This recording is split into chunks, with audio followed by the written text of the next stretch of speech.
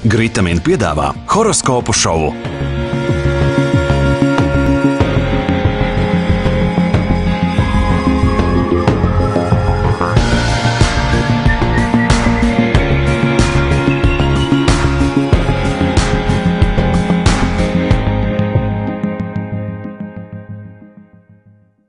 Mīļie mani horoskopi! Šī nedēļa solās būt ļoti grūta, bet saprotiet, vaina nav šampanietī vai uzdzīvē.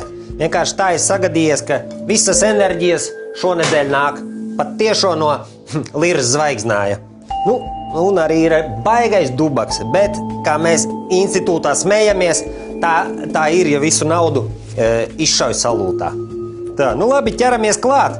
Auni, šonedēļ redzu absolūtu klusumu. Kas arī normāli. Vērši, īstais laiks iztaisnot prātu un arī seju. Dvīņi, super. Vēži, super.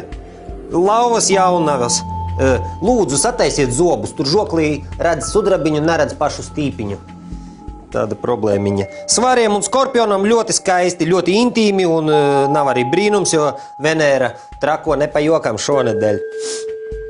Tā, strēlnieki, tas nav svarīgi. Mēžāzim, tā. Pieņemsiet pareizo lēmumu, dodoties uz referendumu. Jebkurš lēmums būs pareizs ūdensvīriem un zivīm. Bišķi būs tāda nesaprašana par nākotni līdz pat pašai ceturtdienai. Bet jebkurā gadījumā es jums vēlreiz atgādinu, ka viss ir atkarīgs tikai un vienīgi no jūsu pašu veselīgās attieksmes.